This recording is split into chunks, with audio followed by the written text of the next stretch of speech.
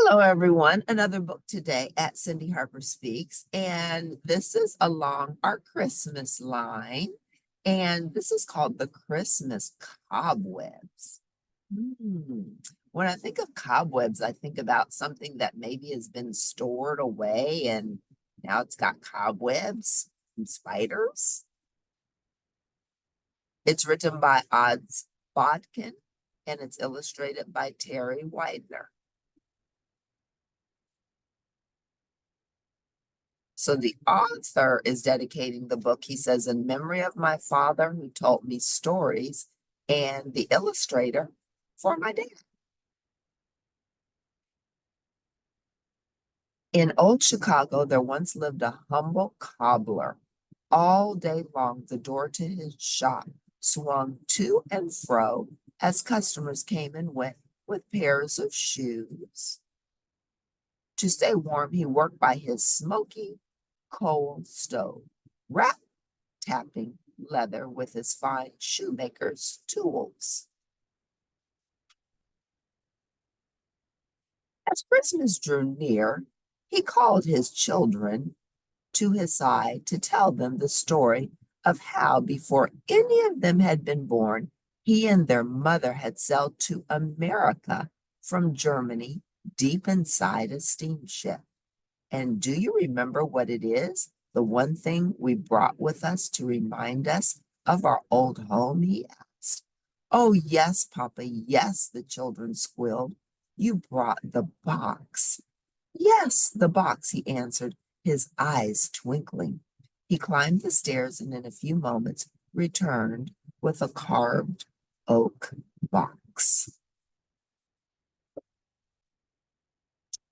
The drawers of the box were lined with soft green felt, and inside them lay blown glass ornaments. One by one, the cobbler lifted them out. A golden sleigh, once owned by his great grandpa, a silvery angel his wife had won as a girl, a star the couple had cherished since their wedding day, and many others. These ornaments came with us across the sea, the cobbler whispered as his wife watched, smiling. So, children, be oh so careful with them. Do not break a single one. They remind us of home. Next week, we find a Christmas tree, promised the cobbler. Now, off to bed.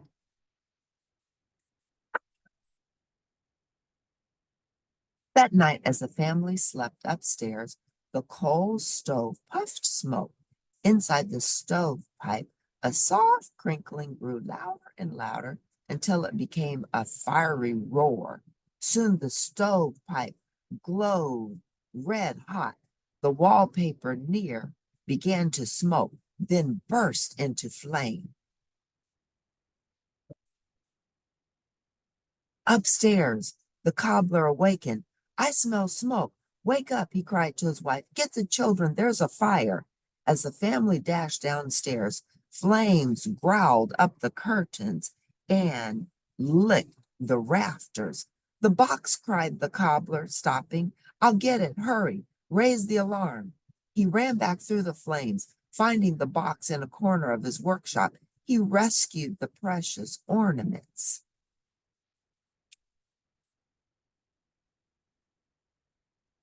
Although firefighters soon arrived, and though they fought the fire for hours, they could not save the cobbler's shop. By dawn, everything had burned to ashes. The cobbler stood in the snow, hugging his wife and children. But we are alive with nobody hurt, he said, hiding his sorrow. And look, I have the box. Let us go.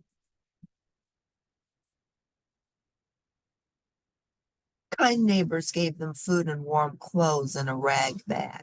Someone said that 20 blocks away at the city's edge, an old abandoned farmer's shack still stood. Clutching the oak box, the cobbler trudged off through the snow with his family.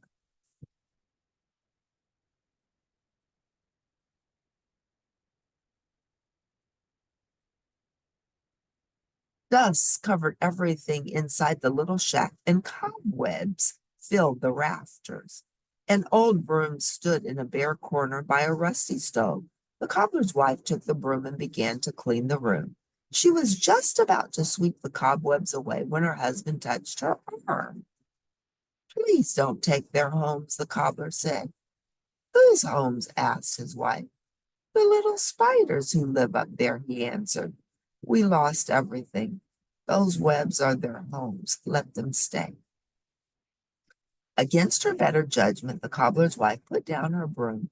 Although the family heard nothing up in the rafters, tiny legs scurried this way and that. Tiny eyes gazed down.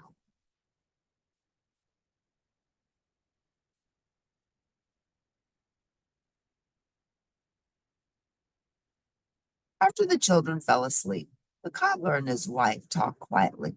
Husband, she said, what will we do? In order to work, I must have tools, he answered, and new leather. But we have nothing. She began to weep. The cobbler held his wife's hand. That's not so, my love, he said. We have the box. The ornaments are worth a great deal. We can't sell our ornaments, she gasped. But we must. We have the children to care for. He looked over at the oak box. Don't tell them, not yet. The next day, the cobbler went into town. For a handful of money, enough to buy tools and shoe leather, he sold the family's precious ornaments.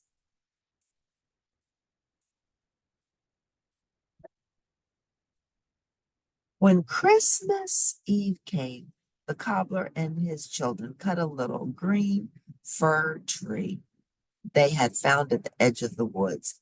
They dragged the tree home and stood it up in their bare shack. It's so different here, said one child, looking around the room. But our ornaments will remind us of home, said another. Where are they, Papa?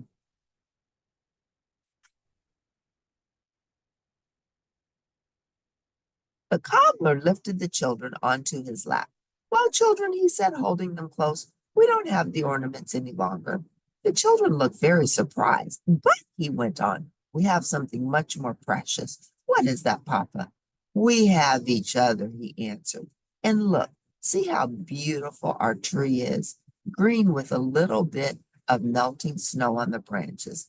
See how the candlelight sparkles on the drops. Those are our ornaments, so beautiful. Although he tried to make his children happy, the cobbler felt his own heart breaking.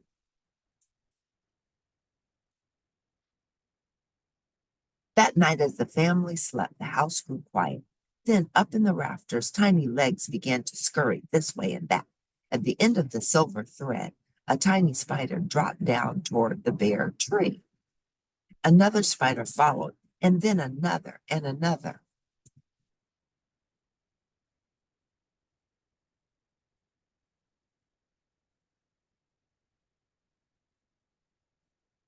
Oh my goodness, the spiders are making ornaments for them.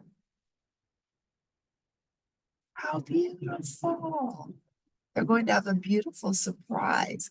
Look, an angel, a star, and two beautiful ornaments.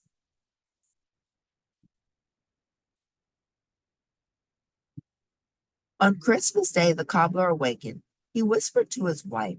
Together they carried their children, blinking, to the tree. Merry Christmas, my little ones, the cobbler whispered, looking up at the rafters. I think these ornaments are for you. The children's eyes grew wide. Yes, go ahead, feel. The children touched the miraculous ornaments. But be oh so careful, the cobbler added softly. Do not break a single one, his wife said, smiling. That's right, the cobbler smiled too, hugging his loved ones close. These ornaments remind us of home. Which home, Papa? Asked the children. The cobbler gazed at their shimmering tree. This one, children. Oh my goodness. This book touched my heart. What a beautiful story. one that really shared the meaning of Christmas and the meaning of life. It was the family. They were safe from the fire. That's what was most important. And those ornaments that remind them of home in Germany that they brought all the way to America, those precious ornaments made it so that they had another place to stay after the fire destroyed them. Ooh, the Christmas cobwebs and the spiders, they made their Christmas extra special. If you like the Christmas cobwebs, please press like at the end, and I'll see you next time at Cindy Harper Speaks. I hope you enjoyed this beautiful story. Thanks for tuning in. Bye for now.